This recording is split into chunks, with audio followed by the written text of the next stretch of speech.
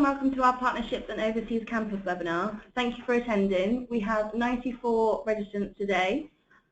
If you can please raise your hands as an indicator that you can hear us.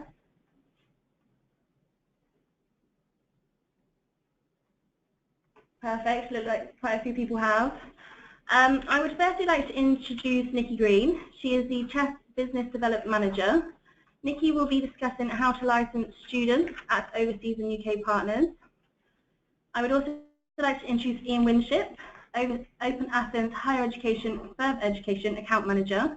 Ian will be discussing implementing an effective authorization service for overseas students. And questions, just quickly, if you can please type your questions in the box, and we will answer as many questions as we possibly can, and if not, we hope to get back to you via email. The question box is as shown on the screen at the moment, and I will now hand you over to Nikki.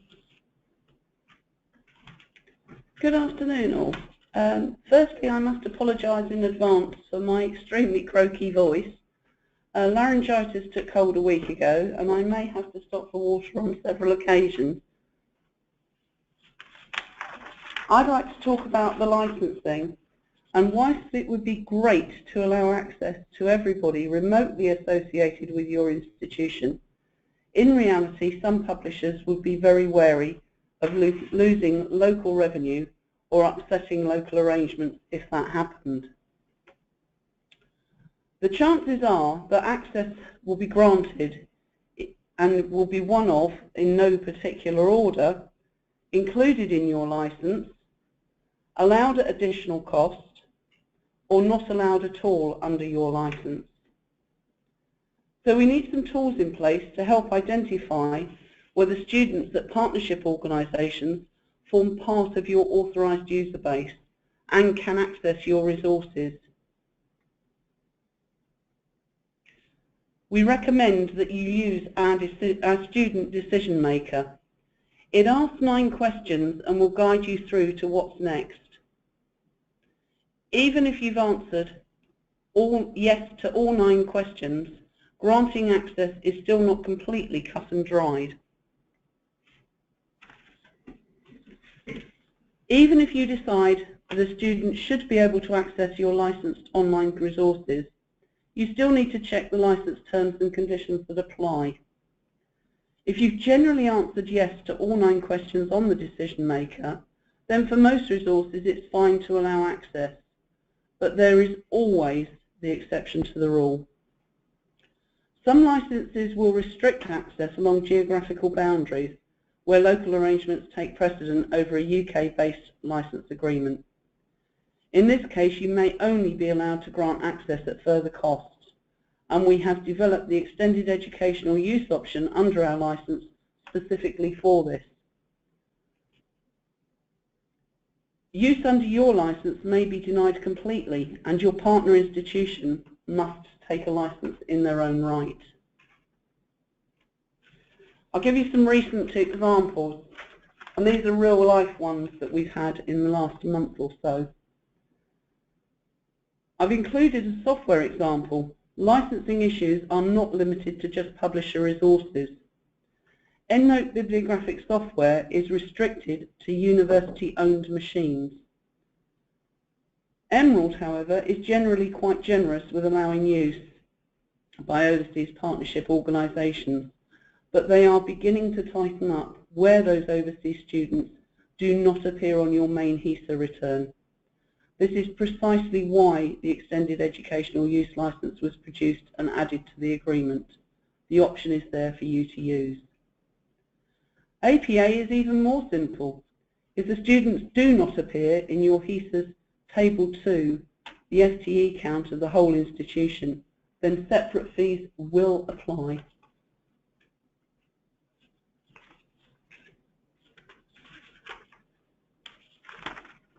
And then, of course, you'll need to be able to grant access and remove it when the student has finished their association with you as a student. And for that, you'll probably need authentication. Please do get in touch if you need help. and I've included a couple of useful links that will aid you in deciding whether a student should have access or not, and also to the extended educational use option. Feel free to use with your own negotiations if you need to, although if it's one of our agreements, please check with us first that it doesn't already exist. Why reinvent the wheel? Thank you for listening, and I'll hand you back to Beth. Thank you, Nikki. We will now be going to Ian, and as said before, Ian will be discussing implementing an effective authorization service for overseas students. Thank you, Beth. Good afternoon, everyone. My name is Ian Winship. I'm the OpenAthens UK Account Manager for HEFE. I'm going to be talking about some of the practicalities of implementing an effective authentication system to manage overseas campuses and partnership arrangements. A lot of my exercises or examples will be based on OpenAthens. I appreciate not everybody on this call is an OpenAthens customer, but I'd quite like them to be. So it's just kind of work through example as we go. First of all, let's start by looking at the requirements and what's needed to support overseas campuses. Well, firstly, of course, clearly it's the ability to selectively permit and monitor the use of online resources by those organisations, and specifically by students at those organisations. Whatever system is adopted must allow full off-site access. So anything based on IP authentication or the use of proxies can be problematic, not least because some territories actually block proxy traffic anyway, China an example of that. So the ability to enable access not using network addressing is fundamental to the implementation of an overseas authentication regime. The usage by affiliates and students of affiliates needs to be separately identified at the publishers. This won't be the case in every case, but it depends really on the publisher in contracts and the arrangement that you have in place. But most publishers will certainly be very interested in the usage statistics and may insist that affiliate usage can be separately tracked and controlled. So it's not just a case of tracking and monitoring the usage. It has to be able to be granted, extended and denied in the case of any allegations of abuse or investigations that need to be undertaken. So it's not just about monitoring, it's also about control. My proposition is there are basically 3 steps to implementing an effective authentication regime. Step 1 is all about the user data. How are you going to be able to recognize affiliate usage of resources as distinct to mainstream students of your organization and other users? So identifying where the user data is going to come from and incorporating that data into your authentication system is step 1. Step 2 is mapping those users onto the resources that you have. So how are you going to be able to control which users can access which resources and on what basis? And then step 3 is implementing that access with the specific publishers by releasing what we call attributes. So how are you going to be able to tell the publishers that the access request that's arrived is from an affiliate user? What's going to distinguish the traffic at the publisher site in terms of affiliates versus mainstream users? So implementing those 3 steps is fairly fundamental, and we'll look at these in a bit more detail. Step 1, identifying overseas user data. So the question is, where are you going to get this data from? Is it going to come out of your directory? So the directory, the network directory, perhaps service that your organization runs, are these students and records pertaining to these students available within your directory? It may be, or they may not be. Most likely, probably not, because they may not have network accounts at your institution. Most probably they belong to another institution, the affiliate organization. So they will have records in the Active Directory or the network control system of the institution to which they belong. And can you connect to that service, to that directory service, in order to get the user data that you need? Or can you take a batch file of the records, the information that pertains to those users, and incorporate that into your authentication system on some basis?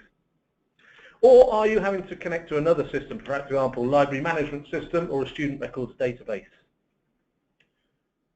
Connecting this data into your authentication system is fairly fundamental. OpenAthens certainly supports links to multiple directories, so you can, if you're an OpenAthens user, you can today link to other directory services as well as your core directory service in order to read this data. But you can also create what we call local accounts in Athens as well in order to support the usage by overseas affiliates. So identifying the source of the data and connecting it into your authentication system somehow is fundamental. Step 2 is all about mapping resources onto those users. So once you can identify who a legitimate user is from your affiliate organizations, you then need to be able to grant them permission to access certain resources and withhold permission for accessing other resources from your catalogue. It's unlikely they would have wide-ranging access to all the resources that you offer. Probably, as you will see earlier from Nikki's presentation, different publishers have different approaches to this. So what we need to do is to be able to map users onto resources based on some criteria. In OpenAthens, the way we do that is using permission sets. So a permission set is a set of rules which grants access to certain resources based on what we would call attributes or elements of information from the user request. And as you'll see from this list, we have a members/affiliates staff permission set, which is fairly broad in scope. But one of the things you might well do is to set up a new permission set for affiliates, and you may even set up a new permission set for each of the partner overseas organizations that you work with.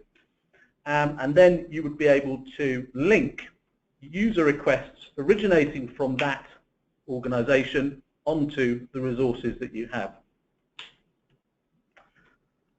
Step 2 of setting up these permission sets is effectively using some attribute of information from the record that you get in order to do the mapping. So what we're effectively doing here is setting up a permission set which is going to read the entitlement named affiliate from and use that as the trigger to grant permission to a particular set of resources. So users who come to us with an authentication request, if we can read, if they are a member of a group called affiliate, then we will grant them access to certain types of resources. And we'll look in a moment about how you make that mapping.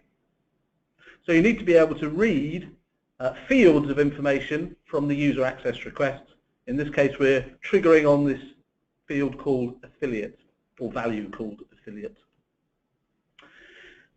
Step 3 is providing information to the publishers to enable the request to happen, the access request to be accepted.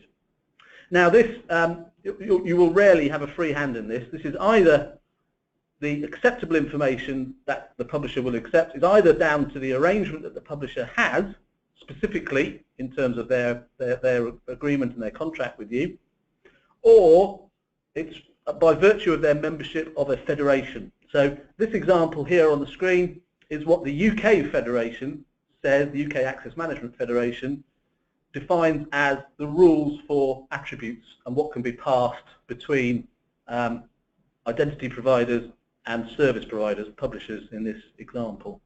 So the UK Federation mandates the structure of the record, and effectively we're going to be using the EduPerson entitlement value as the field that we will pass to the publisher, and it can be one of these values in this table here according to the specification laid down by the UK Fed. So you'll see there's an affiliate entry here. So we could pass the publisher, or we would pass to a publisher who's part of the UK Federation, an affiliate value, and they would use that to grant access on an affiliate basis. So this is how we would pass a record, or how we would recognize a record at the publisher end for a UK Fed resource. You may have specific arrangements with specific publishers, which means you have to provide specific attributes to them in order to enable this recognition to happen. You'll need to look at the detail of your contract or your arrangement with the publishers, and maybe ask us as well. We could provide technical help around the setup of this in terms of releasing attributes.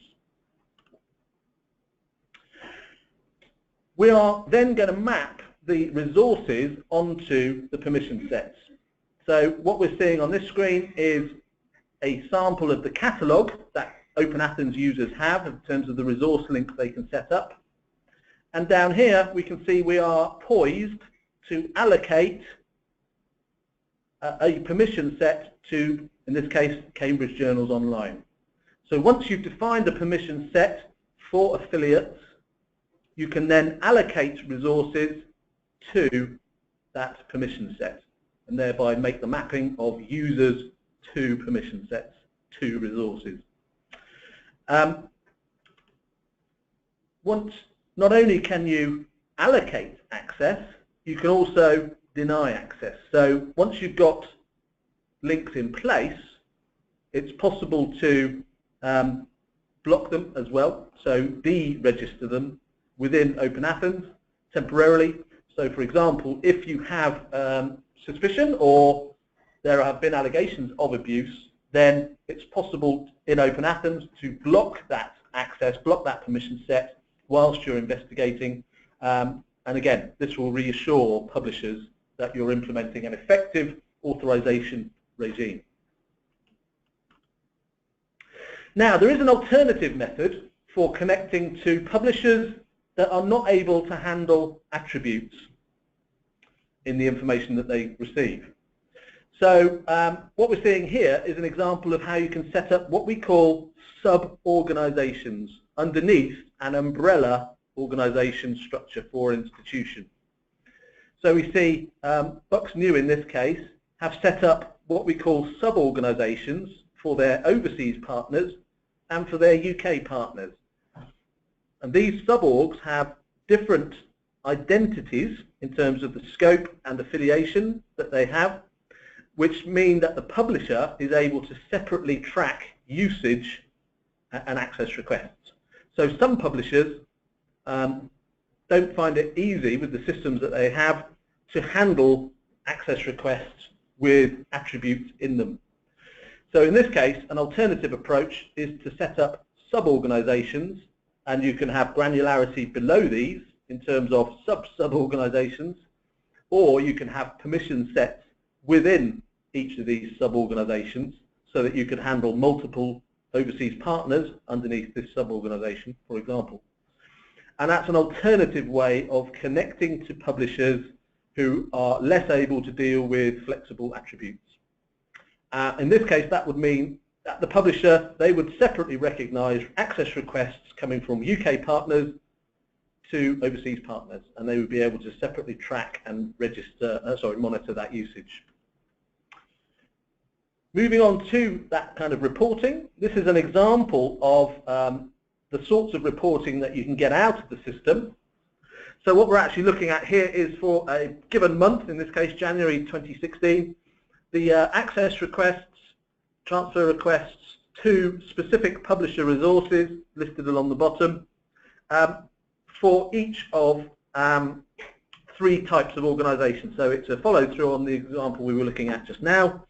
The organization as a whole in blue, their UK partners in orange, and their overseas partners in grey. I don't know how that reproduces on your screen, but basically it's possible to track and monitor the usage broken down by the sub-organizations that you put in place.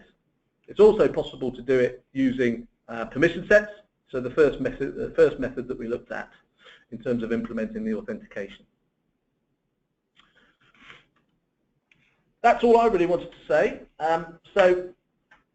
Are there any questions at this time relating to anything that's been said through the session so far? Obviously, Nikki was talking earlier about the CHEST partnership agreements, and I've been talking about the implementation of authentication. So I'll hand back to Beth, and she can start to run through some of the questions that we have received. Beth. Thank you, Ian. We've had 2 questions at the moment, and both from Elizabeth. The first question is asking whether there'll be a recording of the webinar. There will be. We are hoping to put this up on the website as well as send it out an email tomorrow morning, hopefully. So this will have the link into the website, certainly. And the second question is the student decision maker only relevant to CHEST resources? No. It's completely relevant to any resource that you want to buy. It's freely available on our website. You can download it, you can use it as much as you like. Obviously, it's down to common sense prevails. You need to sense check it against the publisher that you're dealing with if it's outside of a CHEST agreement, but you're welcome to use it, and most publishers, I would be amazed if they didn't accept it. So I think you can safely say that you can use it outside of just CHEST resources. Okay, thank you. We have a question coming from John. This is, can you tell us more about restrictive mode in OpenAthens? I heard it is another way to grant or deny access. Ian? Yes, John, you're quite right. It is. But what I'm actually going to do is refer to my colleague, who's also in the room with us, Adam, to answer this question. Is that all right, Adam? Indeed. Good day. Yeah, so restrictive mode is something that we put into OpenAthens, basically from feedback from the wider community. Certainly with federated resources, sometimes publishers don't have any access control on their end at all. So whether you as an administrator has added a resource to a permission set or not, users within your organization, all of them, can just gain access if they log in via OpenAthens or via Shibboleth or via whatever means you've got. So because sometimes publishers, like I say, don't have those access controls within their platforms, we have built in restrictive mode so that permission sets are once again doing what they should do and granting or restricting access to resources, and we block that access attempt on our authentication point, so we don't even transfer any information to the publisher. If it's not in that particular user's permission set, we will block it at our authentication point. Thank you, Adam. Hopefully that's answered your question, John. Feel free to ask a follow-up. If not, Beth, next question. So we've had Lisa ask, how often do licenses get renewed? I have a feeling that many of ours were signed many years ago before we wanted to go into partnership. How long is a piece of string is the simple answer to that one. Licenses can last anywhere from a year through to effectively infinity if you've got a perpetual license for any of your content. So some licenses are never renewed, i.e. those that you've bought in perpetuity. Typically, most I would say last about 3 years. There might be some 5-year arrangements still around. Certainly if you're using perpetual licenses and you're wanting to extend that into your overseas partnership, it usually covers things like journal archives or e-books that you've bought in perpetuity. Then you probably need to revisit your license and see whether it does cover partnerships. If it doesn't, use the decision maker. If it still doesn't cover them, use the extended educational use option. Again, it's freely available under our license. You can use it yourself. If it's a CHEST agreement, then come back to us and we'll see if we can negotiate it for you. Okay, thank you. And Lisa's also asked, does the same restricted access apply to Shibboleth too? Do you mean restrictive mode, or I don't think we're clear on what you mean, Lisa? I'm afraid. No. You could ask a follow-up. So the previous, just to elaborate, the previous question was specific to restrictive mode is a specific function within the OpenAthens service. So if you had Shibboleth or have Shibboleth installed locally, and you did want to take use of restricted mode, you would need to register your Shibboleth instance in OpenAthens so that you're logging into the OpenAthens service. And then, yeah, you could make use of restricted mode. Okay, yeah, so, all right, thank you, Lisa. Okay, so. So Sue's asked, do the sub-organisations need to be registered with the UK Fed separately, or is that configured with just OpenAthens? So with the concept of sub-organisations, yeah, if you are creating sub-organisations so that they can be uniquely identified by a publisher for obviously subscriptions, so that might be a specific campus or a specific group of people like alumni or whatever. In order for publishers to uniquely identify that organization, yes, those sub-organizations will need to be registered in the UK Federation, which generally just consists of updating your existing UK Fed entity to contain the additional scopes, because the scope is the unique identifier in that context. Okay, thank you. And Belinda has asked, you say that people like Emerald and APA will include HESA included students under current agreement. What about overseas students who would be included as overseas aggregates? The key question here, particularly for APA, is do they appear on Table 2, which is your FTE count of the whole institution? If they don't appear there, then they are not covered under your licence and you cannot grant access. You will need to come back to us for us to get you a quote for granting access to those particular students. There's usually an associated cost with that. Emerald are, they don't actually use the HESA returns, but they do monitor the HESA returns. Whether it's Table 2 that they monitor, I don't know. But I will try and find out, and we'll put something out about that. But Table 2 of the index of the HESA returns is the one that we primarily use within the chest agreement to ascertain banding where it's applicable to FTE count. So I would assume that if the students are not recorded there, they are not covered. Okay, and we have a question in from John, which is also reference to HESA, and it's, will some publishers deny access to overseas students even if they are in our HESA returns? And do we have a valid case that they should be allowed access if they are in our HESA returns? Under the chest agreement, we term authorised users as being reported to a regulatory body such as HESA. So if they are included in your HESA returns, there is an argument to say that they should be included in your licence. However, I keep coming back to the do they appear on Table 2? If they don't appear on Table 2, I think you have less of a case. At the end of the day, the publisher may have local arrangements in place and may just not be able to allow you to offer this included within your current licence arrangements. So it's probably best to check. If they're outside of Table 2, you probably don't have so much of a valid case. If they're within Table 2, you do.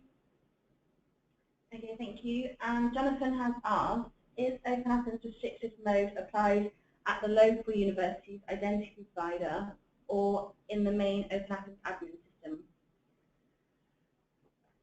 Yeah, restrictive mode is specific to the OpenAthens service, so not the local authentication system.